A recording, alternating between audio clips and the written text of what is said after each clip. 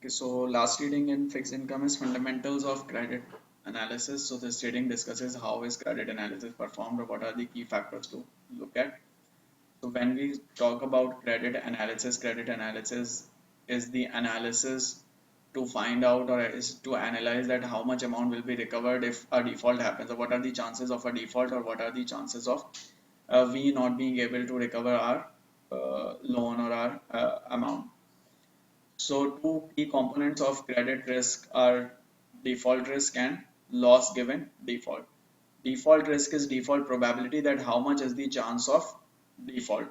So for example, if I say that there is a 60% chance of default, that is default probability.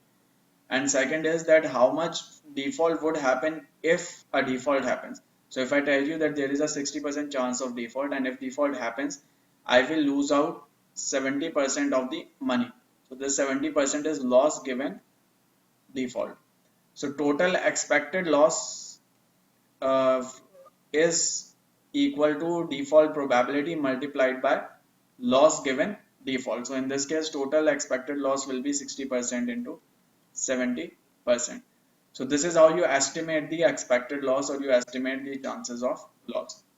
When loss happens, normally there will be some amount which will be recovered and there will be some amount which will be lost. So for example, if loss given default is 70%, this means I am losing out 70 but I am recovering 30%. This 30% amount which is recovered is known as recovery rate. In generally in recession times, recovery rates are lower. In good economic times, recovery rates are higher. And this is known as loss severity, that is loss given default, expected loss. So moving more with the risk, so what are the different terms used for risk? What are the different forms of credit related risk?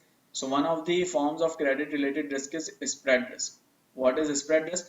So we discussed that in order to bear the credit risk, investor charges for a extra premium, and that extra premium is known as credit spread. And we discussed that this credit spread is simply yield on your bond, on your corporate bond, minus yield on treasury bond or treasury yield. This is your, or government bond. This is your credit spread. So there is a risk that this credit spread can change if credit quality changes.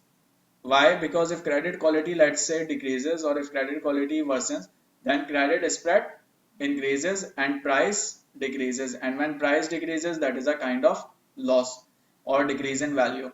Similarly, if credit quality increases, then price will increase because credit risk will decrease.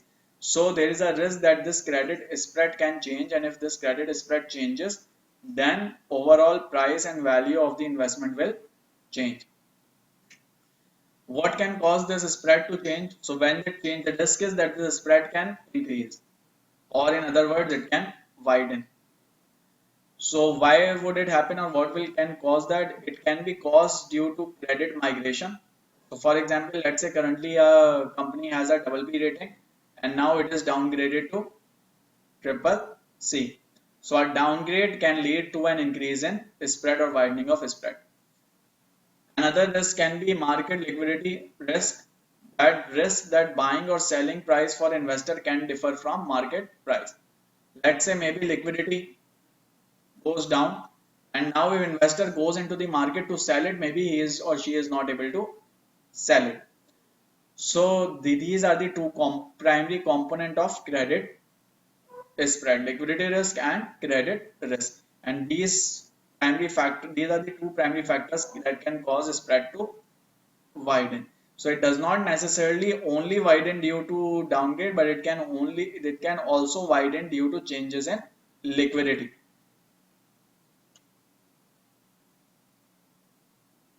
Some question: which of the following is the best measure of credit risk? Expected loss, because it includes severity of loss as well as probability of default. These two multiplied will be give you expected loss, which is best measure. Which of the following is not credit related risk?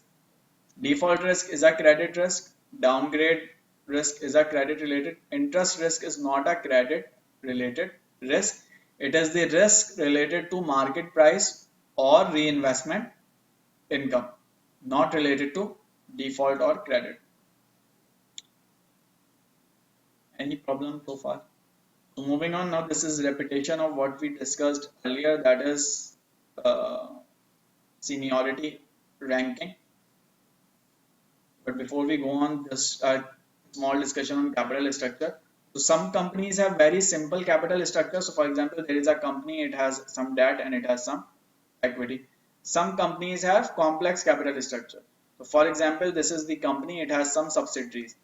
Now these subsidiaries will have their capital structures, and this company will have its own capital structure.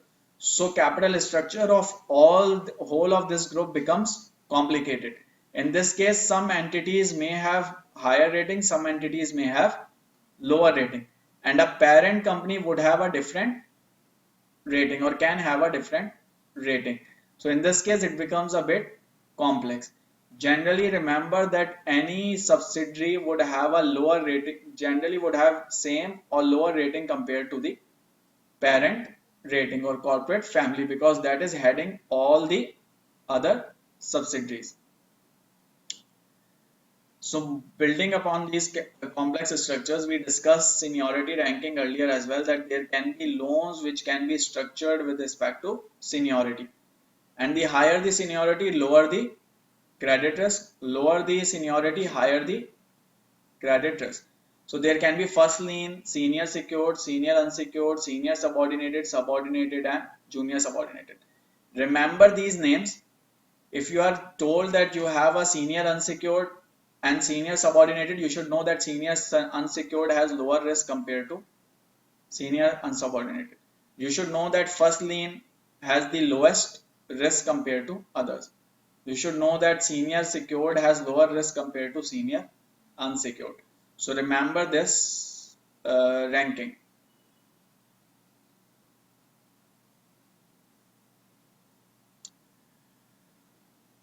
First mortgage, first lien, again those who have first right over the asset or over claiming the asset. There can also be second lien and third lien. So second lien or third lien would have higher credit risk. They will rank below first lien. So this is just a kind of ranking. Higher the rank, lower is the credit risk. If I include second lien here, that would have higher credit risk compared to first lien. Then third would have even lower risk. Subordinated, we discussed, are the most risky securities or bonds, but then they will also offer high yield.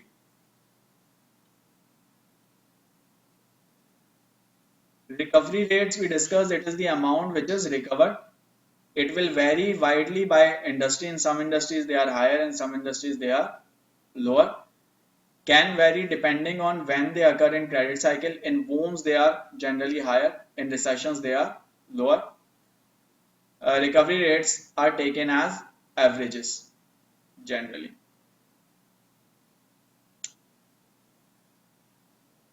Moving on, what is pari passu? So all creditors at the same level of capital structure are treated as one class. So if there are many creditors at the same level, same seniority, then they all will be treated as the same. So thus a senior unsecured bondholder whose debt is due in 30 years has the same claim as whose debt matures in 6 months. It does not mean that a senior will be treated as a junior. Senior will be treated differently from junior, but within senior, if there is someone who has 30 years remaining, someone who has 6 months, or within juniors, if there is someone who has 30 years, someone 6 months, all will be treated on the equal footing. All will have same rights in the event of default.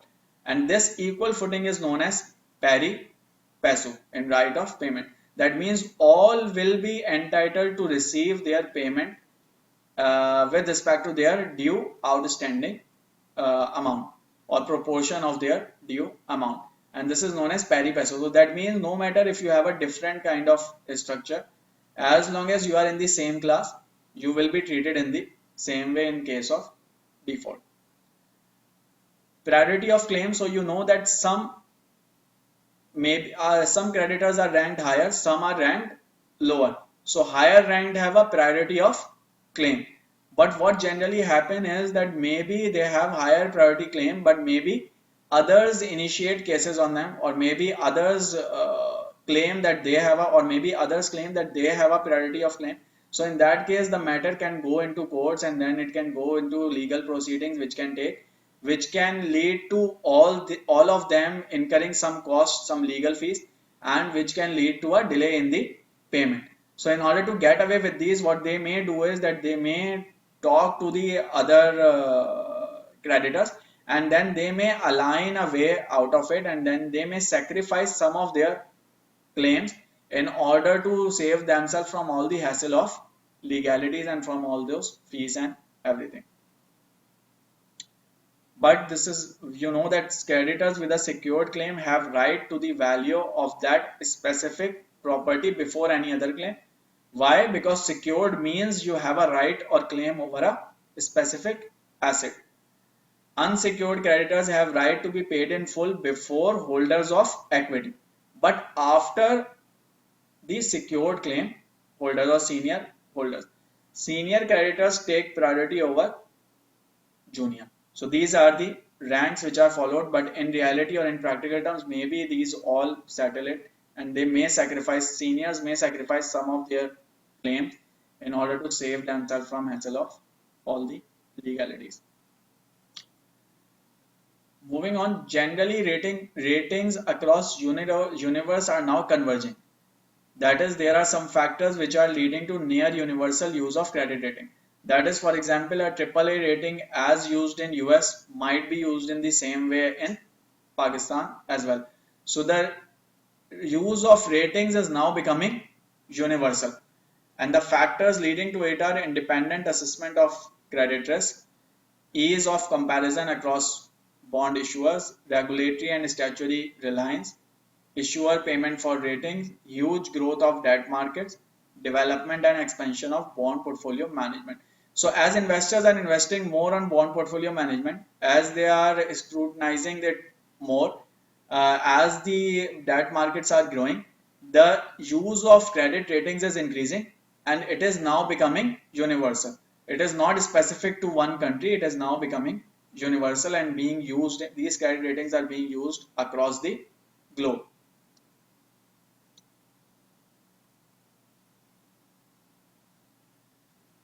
So when we talk about credit rating, there are many different agencies, and three of the main or major agencies or primary or biggest agencies are Moody's, S&P and Fitch. So they all rate bonds with respect to some quality. So bonds can be divided broadly into investment grade and non-investment grade. Non-investment grade ratings are also known as junk or high yield rating. So in investment grade, again, you can have high quality, upper medium and lower medium. And in junk, you have low grade or speculative grade and then default grade.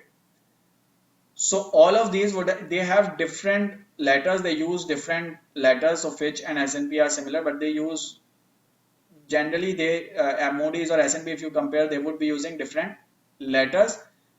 But if you look into it, the pattern is similar.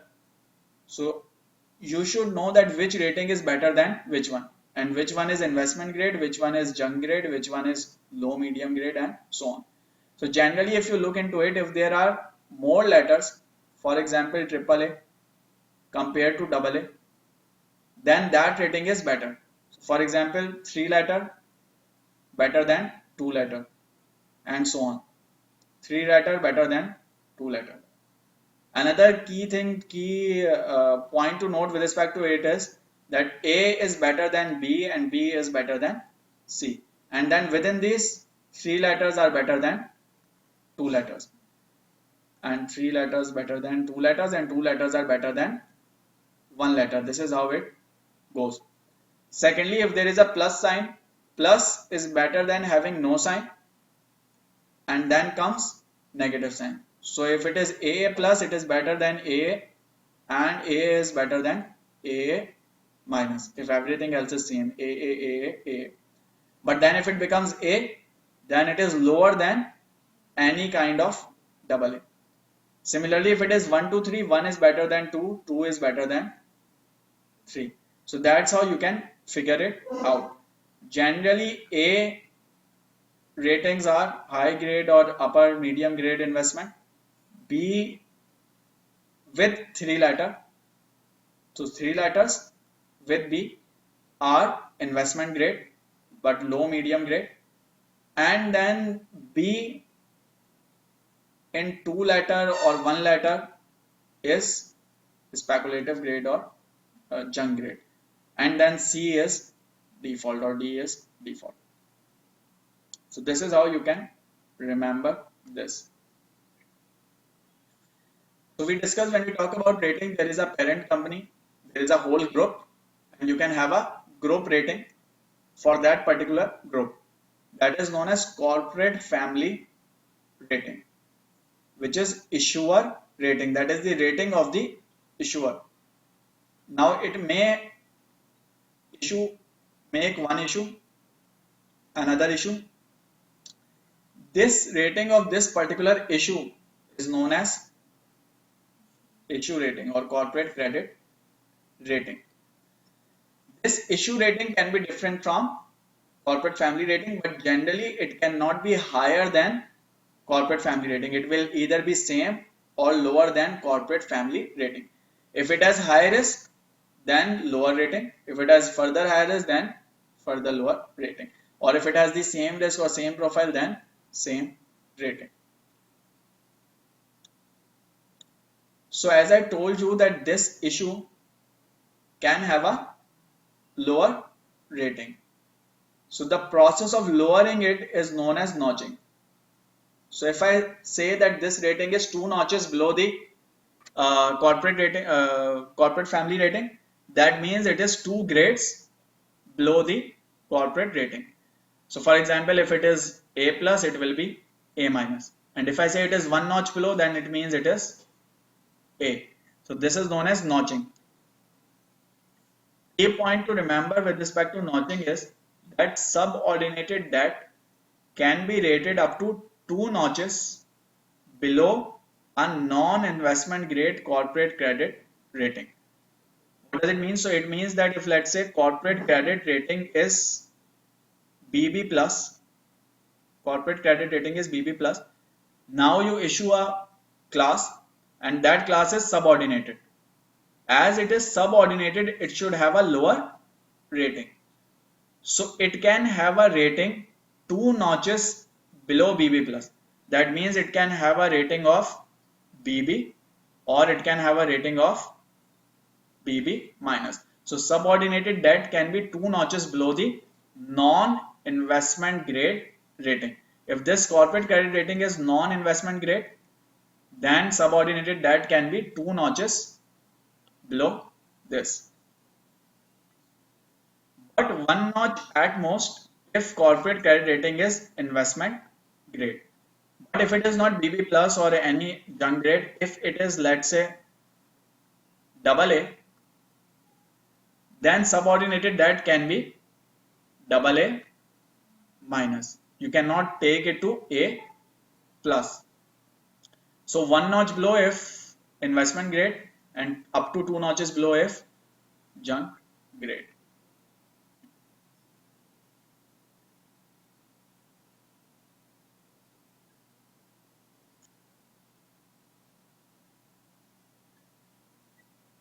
So if you look into it, corporate credit rating is B.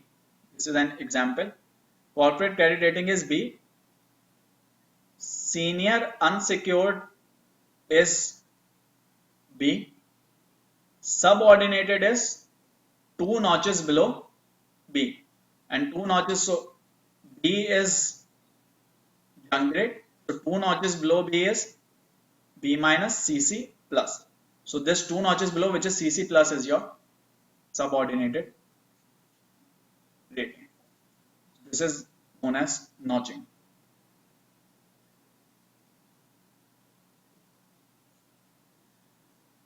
Structural subordination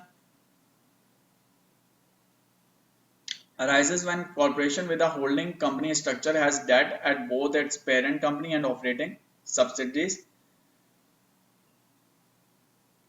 So let's say this is a parent company, this is subsidiary.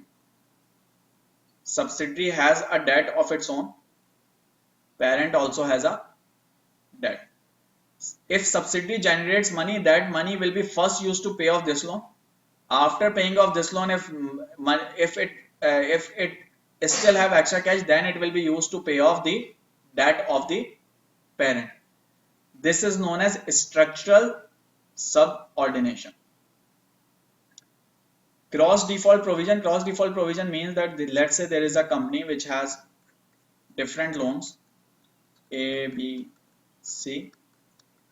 If default happens on one of these, then that automatically means that default happens on all the other loans or liabilities. This is known as cross default provision. That default on one bond will trigger default on all outstanding debt. If it is unable to pay one, that means it is unable to pay any of the outstanding amounts. This is about rating. A key point to note is that although we heavily rely on credit ratings, but generally they also have some limitations which we should know about or take into account. First of all, they can be very dynamic. That is, over a long period of time, they can change. So today maybe it is AA, maybe after some time it becomes AAA. So you cannot rely them forever, or you cannot assume them to remain same forever. Second is that they are not infallible. Even credit rating agencies can do mistakes, and maybe they provide a good rating to a bad quality borrower, or a bad rating to a good quality borrower. Thirdly, event risks are difficult to capture in ratings. So ratings wouldn't capture the impact of certain events, such as, for example, litigation risk. So maybe there is something, maybe a company is very stable, everything is very good, cash flows are very stable, but there is a risk that a litigation can arrive. Credit ratings may not take that into account. And the most important point is that ratings tend to lag the market pricing. So for example, if something bad happens to the company, equity market or its price or its even the bond price will change immediately. So bond price will change, credit spread will change. Because why? Because investors know it and they would trade on it. So it will immediately change. But credit rating agency will take some time to do the analysis and then come up with a change in rating. So changes in ratings are generally delayed. First the event actually happens, and then after some time you get a change in rating. So you cannot just wait for rating to change. So these are risks in relying on agency rating. Moving on, so when we say credit analysis and when we say equity analysis, what is the key difference? Equity analysis is generally for shareholders or investors who are investing in equity, and credit analysis is for lenders, suppliers, creditors, debtors, or debt providers, or whatever. So credit analysis is focused on the company's liquidity and solvency, while equity analysis is focused on profitability and growth. It does not mean that credit analysis wouldn't look at growth and profitability. Obviously it would, because that's what makes cash, but the focus will be on liquidity and solvency. Their focus will be on finding out whether company will have sufficient cash or liquidity to pay off the amount or not. Their focus will be on finding out how much more can company generate, or what is the upside, how much is the upside. Here the focus is more on stability than upside. Here the focus in equity analysis focus is more on liquidity. So this is how these are different. Generally when we talk about high yield bonds, then the analysis of high yield bond is this similar to that of equity analysis, because in high yield bond we are taking very high risk for higher return. So we are concerned about the upside, that how much is the upside to it.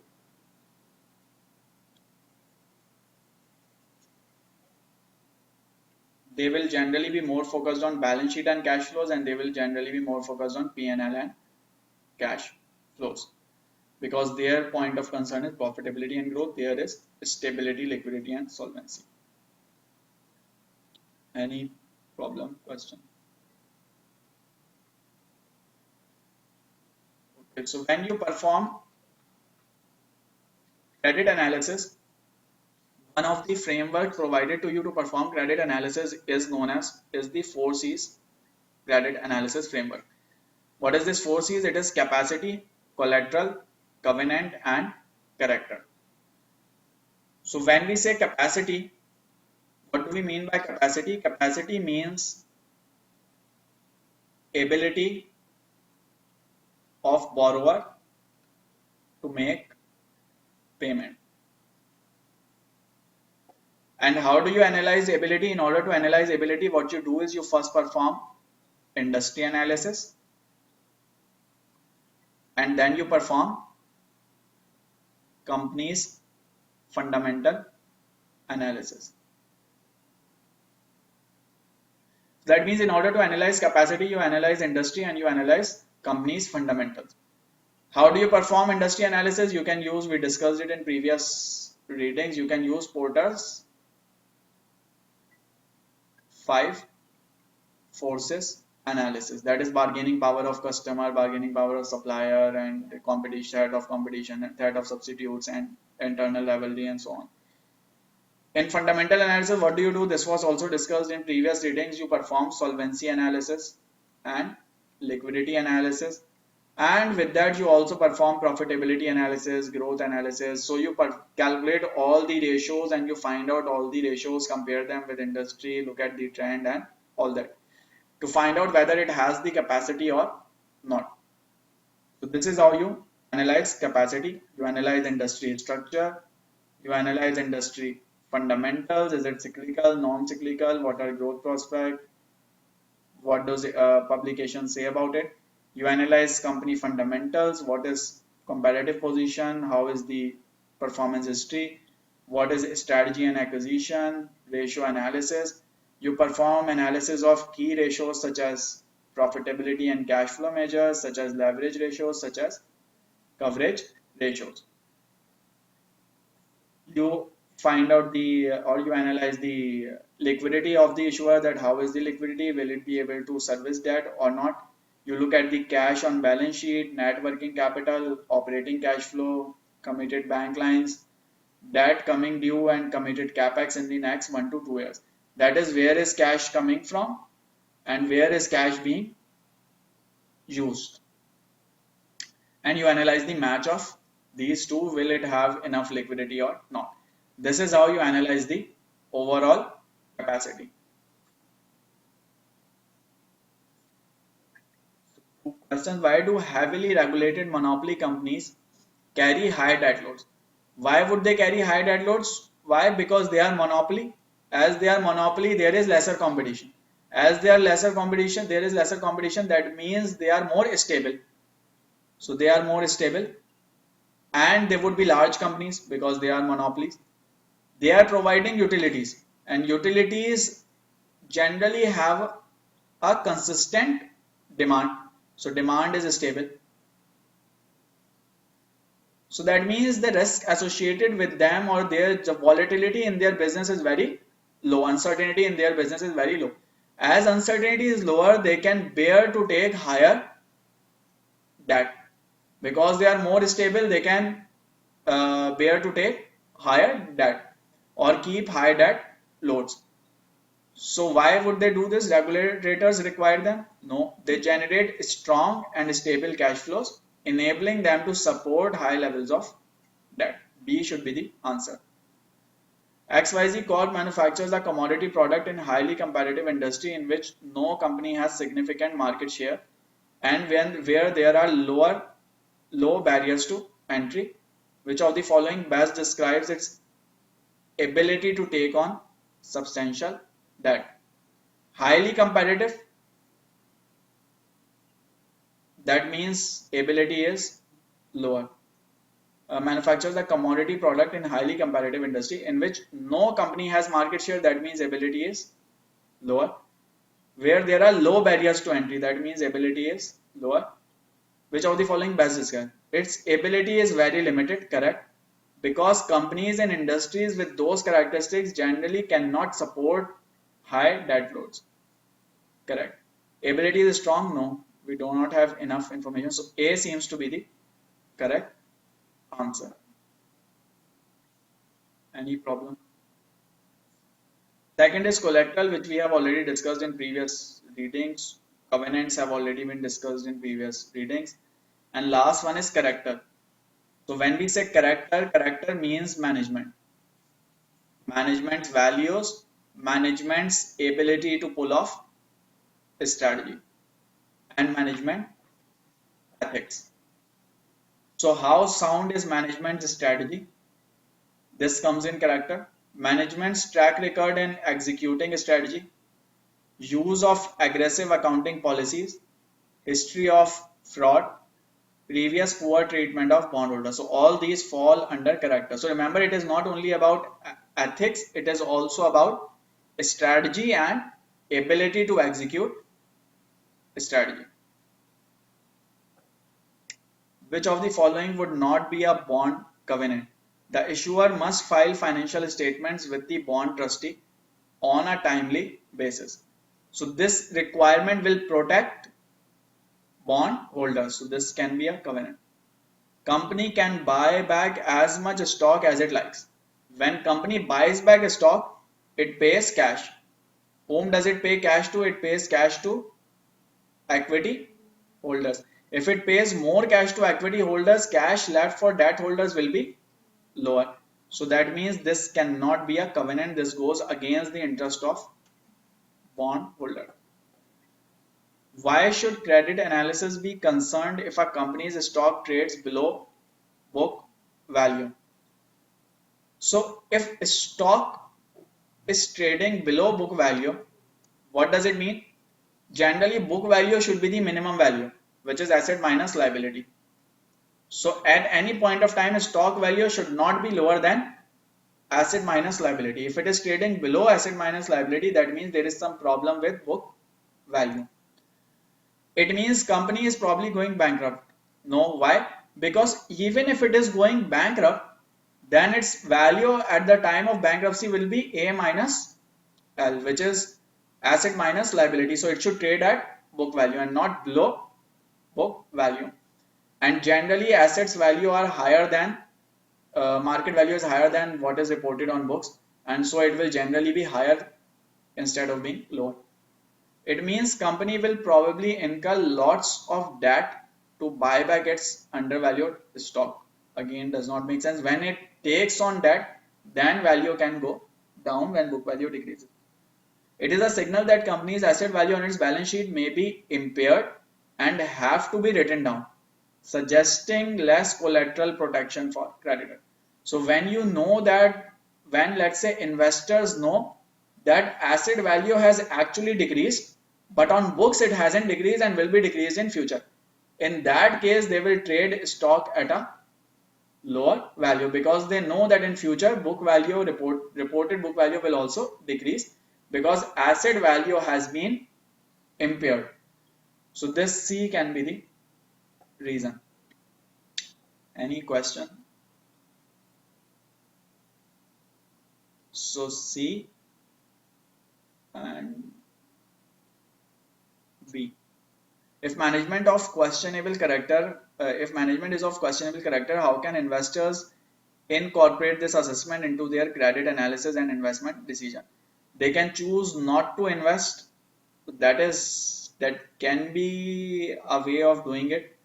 But choosing not to invest is not the solution. If there is higher risk, you demand for higher return. They can insist on getting collateral and or demand a higher return. So this can be done. This can be done. They can choose not to invest. can be done, or insist on additional security or higher return. So C seems to be the best answer because it covers everything. Either you choose not to invest, or if you are investing, you ask for additional collateral, or if you are bearing higher risk, you ask for higher return. So C is the right, most appropriate answer. B and C and D. Any questions so far?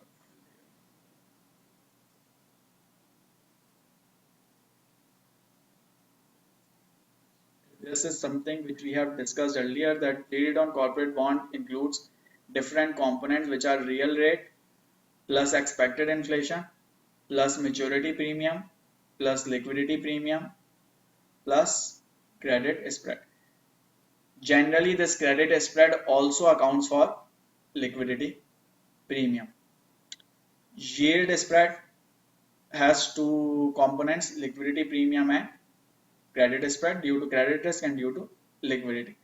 Generally, we call this yield spread as credit spread. But in reality, there are two components, credit spread and liquidity premium. Not all of it is credit spread. Factors affecting yield spread. So anything which increases credit risk will lead to widening the yield spread. Anything which reduces credit risk will lead to narrowing the yield spread. Credit risk or liquidity.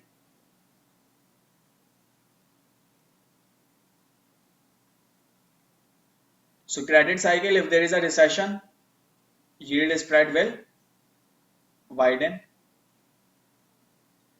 Economic conditions, if they are good, yield spread will narrow down.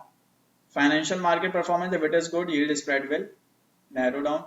Broker dealers' willingness to provide sufficient capital, if they are willing to provide capital, then yield spread will be narrowed down. Market supply and demand, if there is more demand and less supply, this means that prices will increase.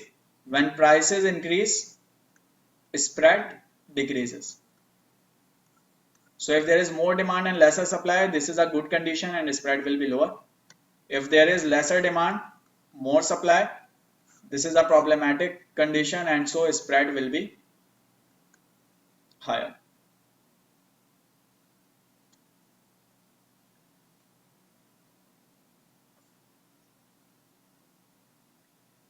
In some examples, which bonds are likely to exhibit the greatest spread volatility? So spread volatility will be higher for those which have higher risk. So among these, BB should be the answer. If investors become increasingly worried about economy, if they are worried about economy, that means situation is turning bad and stock prices are declining. That means companies are not performing well. So credit spread will widen. Why? Because economy is getting slowed down. There will be no change, no narrower spreads, no wider spreads will occur because investors are concerned about weaker credit worthiness. Duration we have discussed. Duration multiplied by change in spread will give you the return impact, that how much is the impact on price or change in price. If you also have convexity, then we discussed that one component will come in from duration and other will come in from convexity. This is again same formulas which were discussed in previous reading. Only difference is previously we were talking about yield to maturity here, and now we were talking about interest rate. Now here we have replaced it with spread. Why? Because we are analyzing impact on price for change in spread.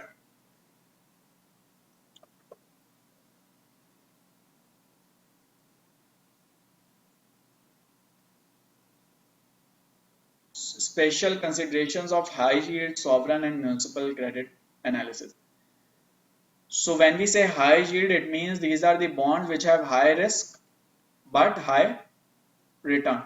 So we discuss, as they have high return and high risk, they are like similar to equity. So we take an equity like approach to analyze them. Secondly, we also are more focused on covenant analysis. Why? Because we know they have high risk. So we want to know that what are the covenants protecting us. Are there enough or sufficient covenants or not? So if high yield bonds are so why is it high yield? Because credit quality is low. So question is that why would a company have lower credit quality, or why would a company be rated below investment grade, or why would a company have high credit risk? Because maybe it is highly levered, maybe it has weak operations, maybe it has limited cash flow, it is cyclical, poor management, risky financial policies, lack of scale, no or limited competitive advantages, off balance sheet liabilities, declining industry. So all these reasons can lead to weakness in the company and can lead to company having a bond rated or company itself being rated below investment grade. And when it is rated below investment grade, what special considerations do you take? You have greater focus on liquidity and cash flow, detailed financial projection, detailed understanding and analysis of structure, understanding of corporate structure, covenant analysis, and equity like approach. So these are additional considerations or special considerations which you take when you are analyzing high yield bond. Generally, if it is a good rated company with very high rating, then generally you do not go into so much of details because you know that chances of default are very low. But here you know there are greater chances, more chances of default, so you go into all these details. Covenant analysis, this are different types of covenants which you can go through. This fairly simple. Equity like approach we have discussed. So this is high yield, and second is sovereign debt. What is sovereign debt? Sovereign debt is that debt or those bonds which are backed by government. As they are backed by government, their credit risk is virtually zero or very low. But still, even government bonds can default or governments can default. So when you are analyzing it, there are two key factors which you need to look at: government's ability to pay and willingness to pay. Sometimes it is not able, and sometimes maybe it is able but not willing to pay off due to any reasons. So in sovereign debt analysis, you should find out the ability to pay and willingness to pay. Why is willingness important? Because even if it is able but it is not willing to pay, then you may have to suffer losses. How do you analyze it? Willingness and ability. So key considerations are: you analyze political and economic profile, institutional effectiveness, economic structure and growth prospects. If overall economy is doing good, government will have more to pay off. Flexibility and performance profile, that is external liquidity, international position, fiscal performance, flexibility, debt burden, monetary flexibility.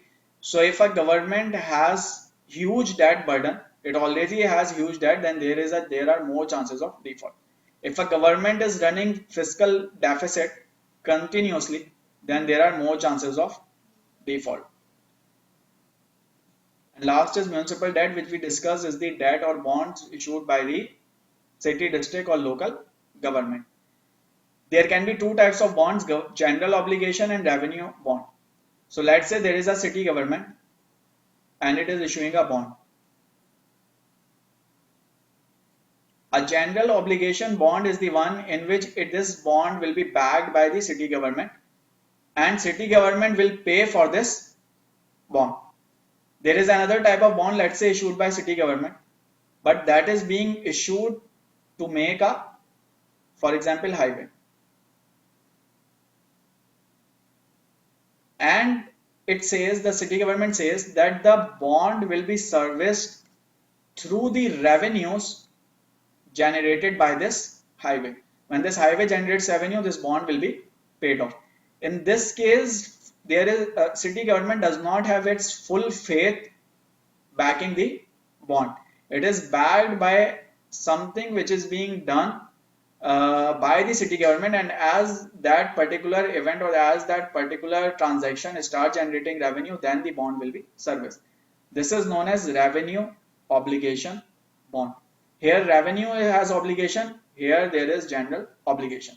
So obviously revenue obligation bond have high credit risk, because if this highway does not generate sufficient revenue, then bond will not be paid.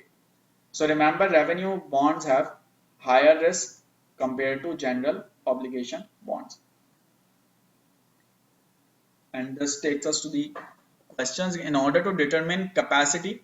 So we discussed, when you are analyzing capacity, you are focused on industry and company fundamentals. When you are analyzing character, you are focused on strategy. So capacity, it would most appropriate to analyze the strategy. This is analyzed in character. Growth prospects of industry, yes. Aggressiveness of accounting policies, this is analyzed in character. So this is character, this is character. Funds from operations, FFO, which is like cash flow from operations of Pay Handle Limited, increased in 2011. So cash going up. In 2011, total debt remain unchanged. That is saying cash has gone up. That means you are now in a position to borrow more. While additional common shares were issued. Additional shares issued means equity went up. Equity going up means debt to equity ratio goes down. And when you issue it, you receive more cash. That means cash goes further up. Its ability to service debt has improved. Why? Because there is more cash, lesser debt to equity, lower debt to equity ratio. Holding all other factors constant, most likely effect of low demand and heavy new issue supply. So demand is low, supply is high. This means there is a problem with the demand, and if demand is low, price will be lower as well. So price is lower, and if price is lower, this means spreads are higher or widened. So bond yield spreads will widen. A should be the answer. So B, A and A.